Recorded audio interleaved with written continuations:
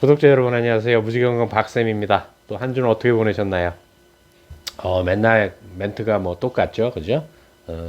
사실은 뭐 우리 일상이 항상 똑같지 않습니까? 아침에 일어나서 또 뭐 부지런히 움직이고 회사나 자영업 나가서 하루 종일 움직이고 어, 그래서 뭐 여러 가지 생각을 해봐도 뭐 막상 또 이렇게 카메라를 켜면 또 항상 또 그 멘트가 나오게 되네요. 어쨌든 간에 요즘은 조금 계절이 하수상해가지고 이게 잘 모르겠어요. 뭐 이제 선거철도 다가오고 하니까 뭐 세상도 시끌시끌한 것뿐만 아니라 이게 봄인지 겨울인지 구분도 안 가고 지금 많이 좀 헷갈립니다.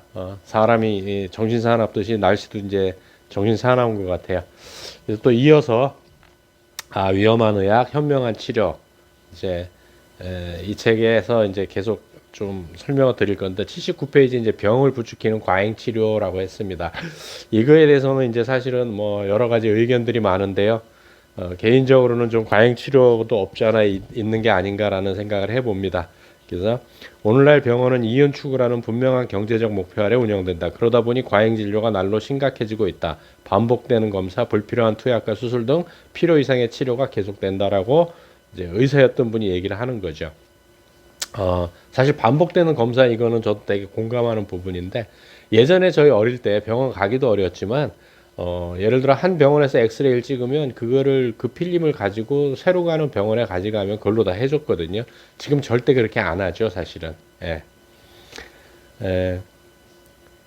동경대 의대 출신의 통합의학자 하루야마 시게오는 오늘날의 의사들이 의료 활동을 통해서 실제로 고칠 수 있는 병은 전체 약 20%에 지나지 않으며 나머지 80%는 의료비만 낭비하고 있다고 한다라고 이제 동경대 의사 출신은 얘기를 한 거고요.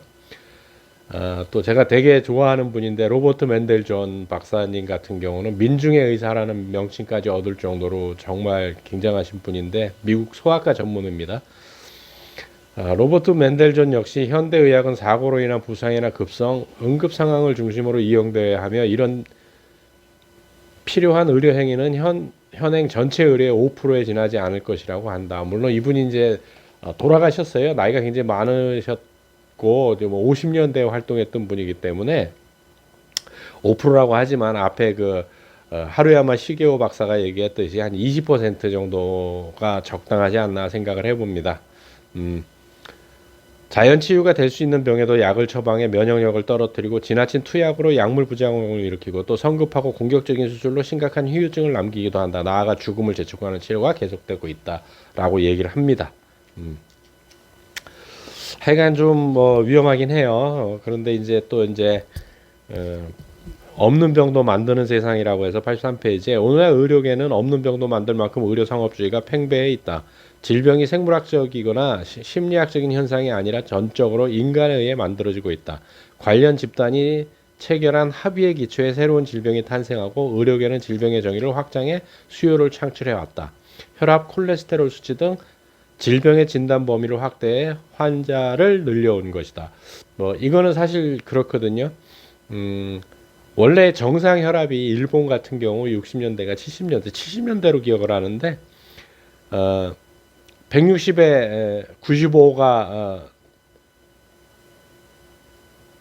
고혈압의 진단 기준이었는데 2000년도에 140에 90으로 떨어뜨렸고 또 그걸 해서 120에 80으로 떨어뜨렸죠. 그래서 아마 혈압약 처방 받은 사람만 200만 명 이상이 더 늘은 걸로 알고 있거든요, 저도.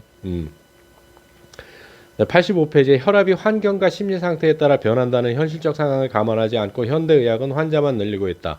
그리고 혈압이 조금 높다는 것을 제외하고는 건강한 이들에게 어김없이 혈압 강화제를 처방하고 병원에 계속 오게 하고 평생 혈압약을 먹게 만든다. 이거는 사실 저도 많은 공감하는 부분인데요. 한번 생각을 해보십시오. 아무리 혈관 관리를 잘해도 20대 때 혈관이나 10대 때 혈관처럼 탄력을 가질 수는 없거든요. 어떻게 50대, 60대, 70대, 80대들이 20대 혈관의 탄력성을 가질 수 있겠냐고요. 아무리 관리를 잘했다 하더라도 혈관 벽에 끼게 돼 있습니다. 그러면은 딱딱해지기 때문에 혈압은 올라가게 돼 있는 거예요. 그런데 이제 이게 기준치 140만 넘어가면 그냥 무조건 혈압약을 먹어야 된다라고 얘기를 하는 게 좀 답답한 부분이 없지 않아 있죠.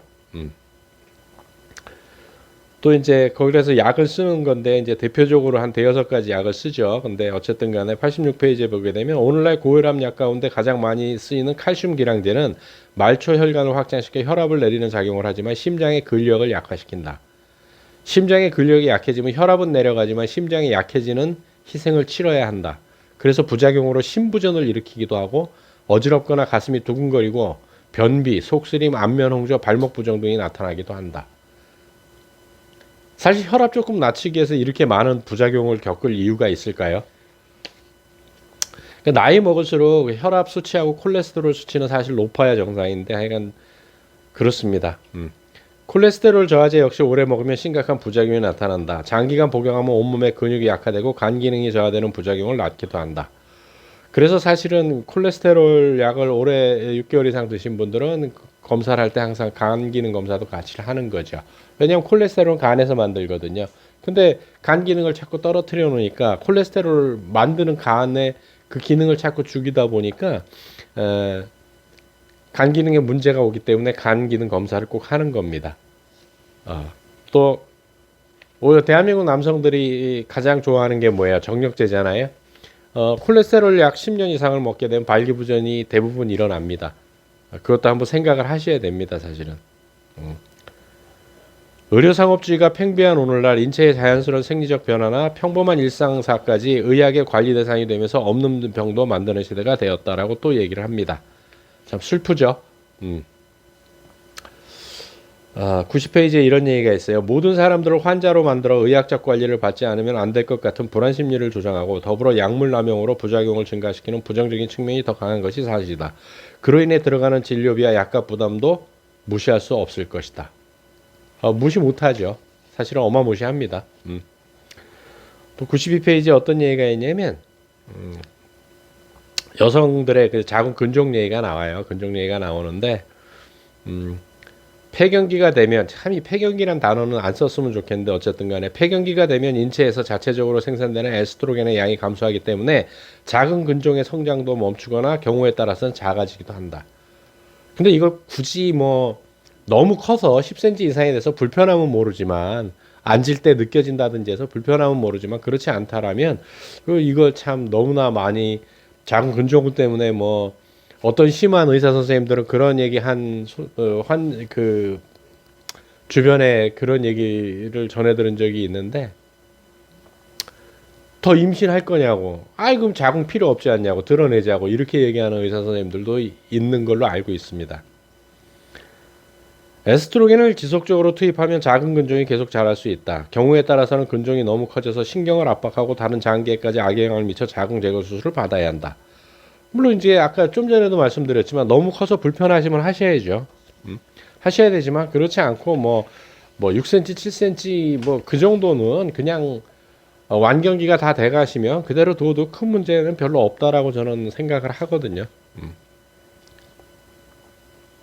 97페이지에 현대의학이 정한 건강에 대한 모호한 규정 때문에 사람들은 자신의 건강 상태를 정확하게 아는데 어려움을 겪고 있다. 그리고 건강이라는 화두 앞에서 대부분의 사람들은 이성적 판단을 상실한 나약한 존재가 되기 쉽다. 이런 우리의 딜레마를 제약사들이 적절히 이용하고 있는 셈이다. 뭐 앞에 동영상에도 그 약에 대한 얘기잖아요. 그걸 했었는데 이거 처음 보시는 분들 만약 이걸 보시다가 생각이 나시면 앞에 그 동영상을 봐보십시오. 약이 어떤 건지. 100페이지에 의학계를 대상으로 한 제약회사의 로비는 우리나라도 마찬가지이다. 의료 소비자들은 대개 의사가 처방하는 약에 대해 잘 알고 있을 것이라고 믿는다.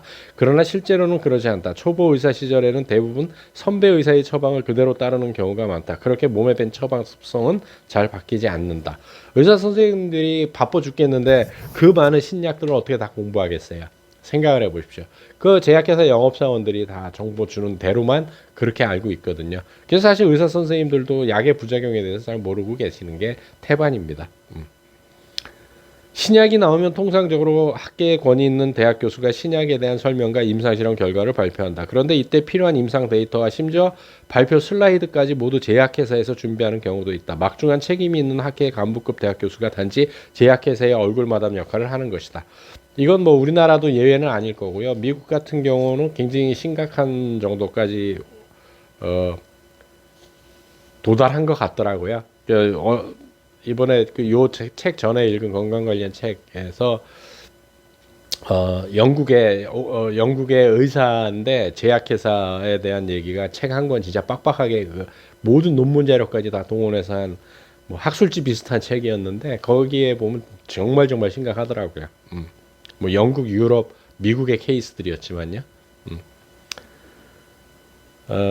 많은 언론 보도가 약의 부작용 등에 대해서는 침묵한다. 이런 공정하지 못한 태도가 의료 소비자에게 그릇된 인식을 심고 있다. 우리나라도 사정은 다르지 않을 것이다. 사람의 생명과 건강에 직결된 내용을 다루는 보도라면 더더욱 신중해야 할 것이다.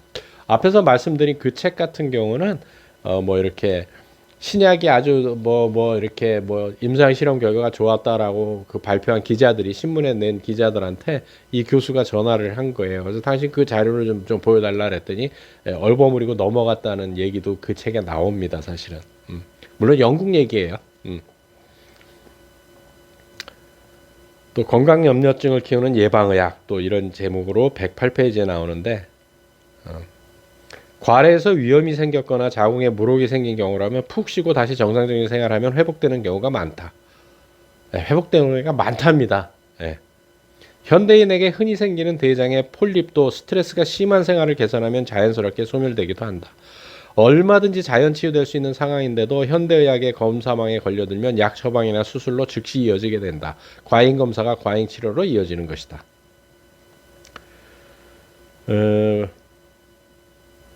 일본 게이오 기주쿠 대학의학부 교수 곤도 마코토 박사, 이분 책은 우리나라에도 굉장히 많이 해석돼 나와 있거든요. 번역돼서 나와 있는데 곤도 마코토 이 박사님 같은 경우도 암검진의 대부분은 유효성이 증명되지 않았다. 암검진을 받거나 받지 않아도 암에 걸릴 확률이나 사망률은 변하지 않는다는 연구가 있다.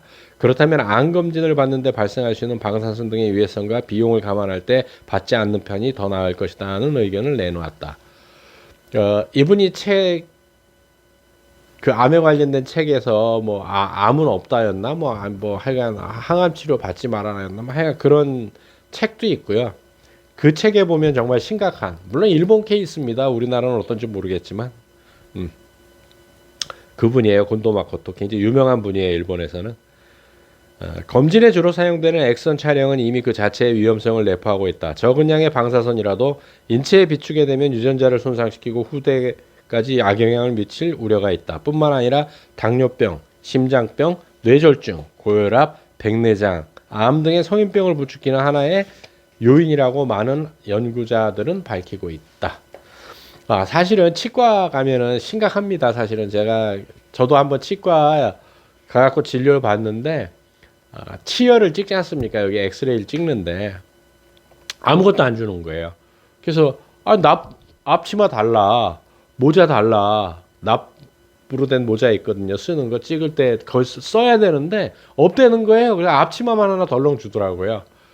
그러면 여기 뇌에 그 엑스 방사선 맞는 건 어떻게 하라는 거예요, 도대체? 응? 답답합니다.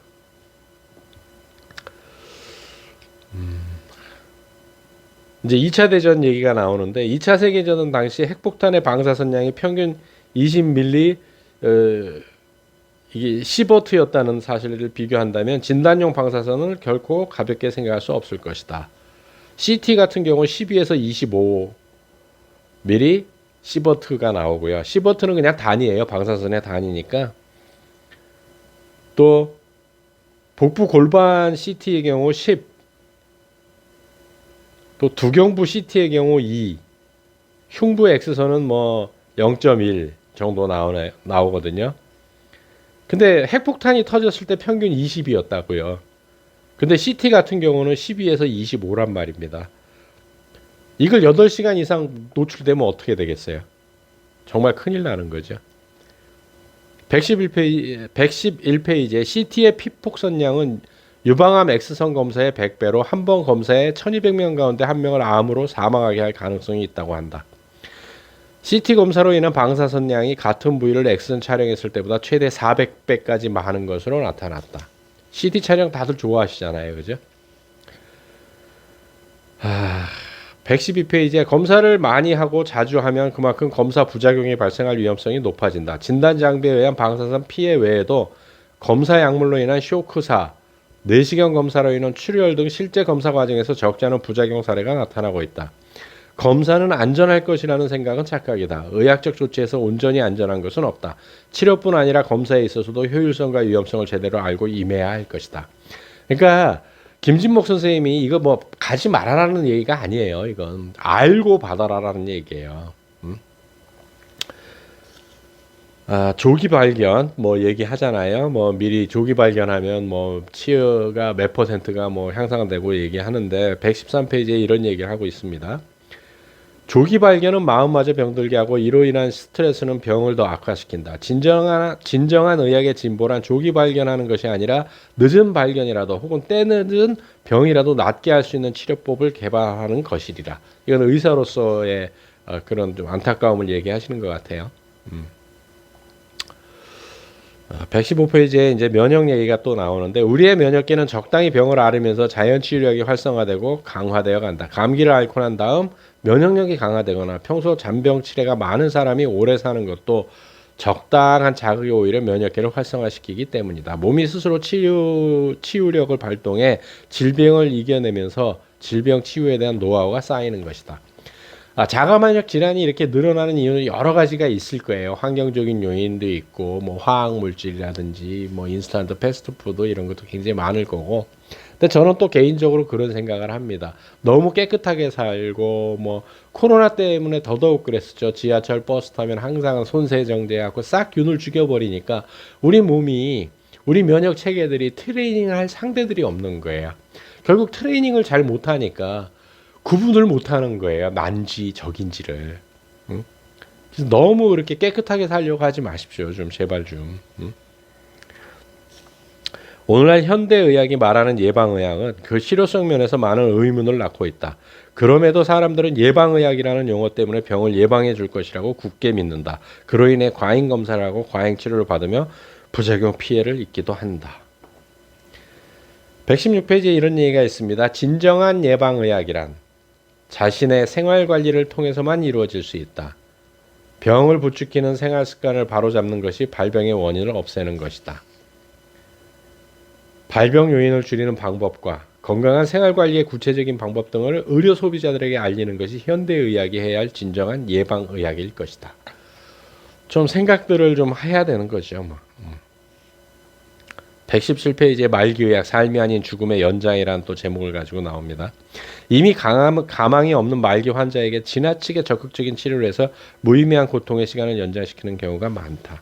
이건 정말 그래요. 저 같은 경우도 이제 운전면허 갱신할 때 뭐 기증할 거 다 이제 면허증에다 할 거고 또 그 연명 치료 안 하겠다고 그것도 다 집어넣으려고 합니다. 현대의학은 무조건 생명을 살리는 데만 의미를 두고 있다. 어떻게 살아있느냐보다 그저 살아있으면 된다고 여기는 것이다. 그러다 보니 생명의 존엄이라는 이름 아래 인간으로서의 존엄이 무시되고 있다. 삶이 품위가 있어야 하듯이 죽음 또한 품위가 있어야 하고 인간으로서의 존엄성이 지켜져야 한다. 정말 이제 죽음까지 병이 됐지 않습니까? 옛날에 저희 할아버지 할머니들 돌아가실 때 그냥 자연사였어요. 사망 원인 뭐. 근데 지금은 사망 원인 뭐 심장마비가 됐든 뭐가 없으면 사망 진단서가 안 떼어진다는 게 참 슬퍼가는 거죠. 120페이지에 이런 얘기가 있습니다. 죽어가는 노인에게 필요한 것은 전문적인 치료가 아니라 그들의 마지막 삶에 대한 배려와 따뜻한 보살핌이다. 가족들의 보살핌 속에서 그들이 삶이 마지막을 보낼 수 있도록 도와주는 것이 의학의 참된 역할일 것이다. 인간이 나이가 들면 혈압이 오르는 것은 자연스러운 현상이다. 노년이 되면 몸이 점점 굳어지는 것처럼 혈관도 노화 현상으로 조금씩 굳어져 동맥이 경화된다. 그러다 보니 순환이 원활하지 못해 혈액은 온몸 구석구석까지 보내기 위해서는 혈액의 압력, 즉 혈압이 더 필요하게 된다. 나이가 들면 어느 정도 동맥 경화가 진행되고 콜레스테롤 수치가 상승하는 것은 자연스러운 노화 현상이다. 근데 이제 현대가 노화까지 병을 만들었기 때문에 병이라는 거죠. 이런저런 의학적 수치나 건강지표, 과민에게 반응해 약을 달고 살기보다는 과식을 피하고 가볍게 운동하고 하고 싶은 일을 하면서 즐거운 마음으로 여생을 보내는 것이 더 자연스럽고 바람직한 건강법일 것이다 라고 얘기를 합니다. 김진목 선생님께서요. 정답이라고 봐요 저는. 그래서 제가 이 책을 되게 읽은 지 오래됐는데 이거 정말 현대인들이 좀 깨달아야 되는 부분들도 너무 많고 좀 생각해야 되는 부분들이 너무 많고 또 뭐 자연치유사 이런 분들이 아니고 이분 같은 경우는 부산대 의대를 나오셨잖아요. 부산대 의대를 나오셨고 의사 생활을 하시다가 본인이 수술하다가 감염이 돼서 현대의학을 동원했는데 안 됐기 때문에 이렇게 했던 분이기 때문에 그 세계를 어느 누구보다 많이 아시는데 아시고 계시기 때문에 이런 책을 또 지으신 게 아닌가 생각을 하고 정말 감명 있게 읽었던 책이었거든요. 자, 구독자 여러분, 마지막 얘기했듯이 생활 습관, 식습관을 바꾸십시오. 그게 우리가 정말 예방의학이 아닌가 생각을 합니다. 다음 주에 또 뵙도록 하겠습니다. 수고하셨습니다.